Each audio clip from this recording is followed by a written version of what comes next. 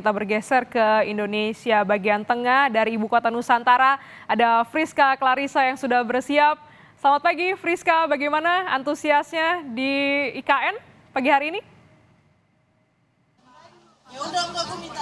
Hai Glenis, pagi yang cerah dari Ibu Kota Nusantara menjelang upacara peringatan kemerdekaan pertama kalinya dilakukan di IKN.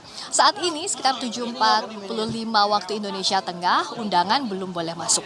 Karena memang nantinya undangan akan memasuki area ini menjelang rangkaian upacara pengibaran bendera Sang Merah Putih. Tapi kalau boleh saya bercerita, memang ini pengalaman yang berbeda. Karena pengamanan sudah dilakukan ketat sekali. Misalnya saya, untuk masuk ke area ini harus memiliki ID khusus. Bahkan ada tandanya untuk live report itu ada ID khususnya. Jadi sembarang orang tidak bisa masuk ke sini. Ini pun dibagi menjadi beberapa zona untuk masuk ke area Istana Negara Ibu Kota Nusantara.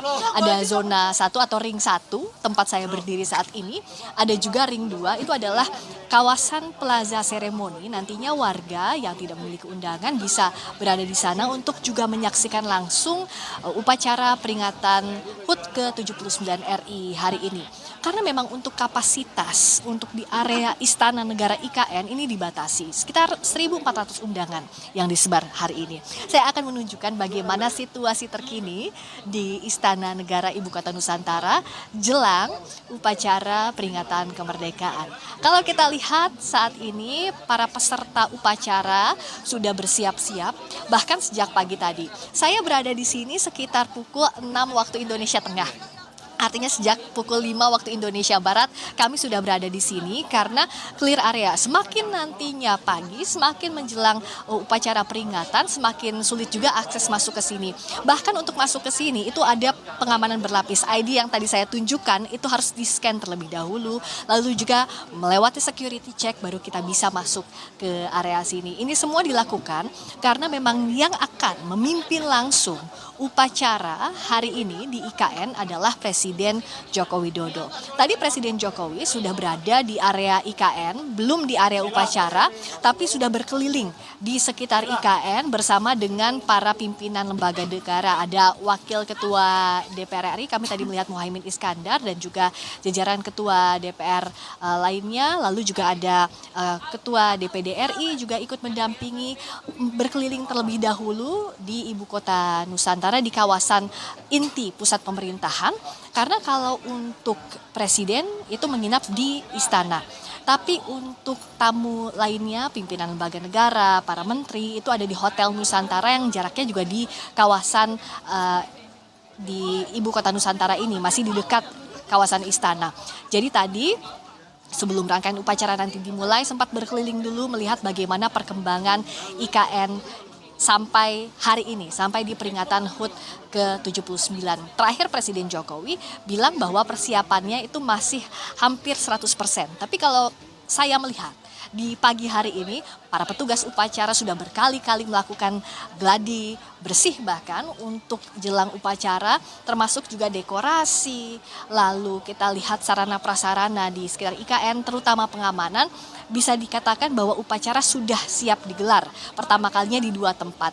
Ibu Kota Nusantara jadi pusatnya tahun ini. Kalau sebelum-sebelumnya di Istana Merdeka, Presiden Wakil Presiden berada di satu tempat yang sama, berbeda dengan tahun ini. Kali ini Presiden Joko Widodo akan menjadi inspektur upacara di IKN. Sementara nanti di Istana Merdeka akan dipimpin Wakil Presiden Ma'ruf Amin.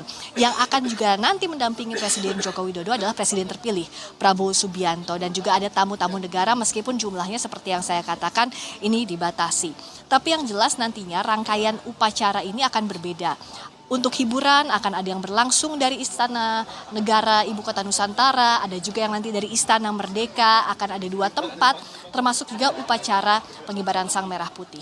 Yang berbeda juga kirap. Kirap sudah dilakukan, kita tahu 10 Agustus lalu, kirap bendera Sang Merah Putih sudah dilakukan, bendera sudah ada di dalam Istana Negara IKN dan nantinya akan diserahkan dari Kepala Sekretariat Presiden kepada petugas upacara, juga dari Presiden Jokowi kepada pembawa bendera Sang Merah Putih dari Paskibraka.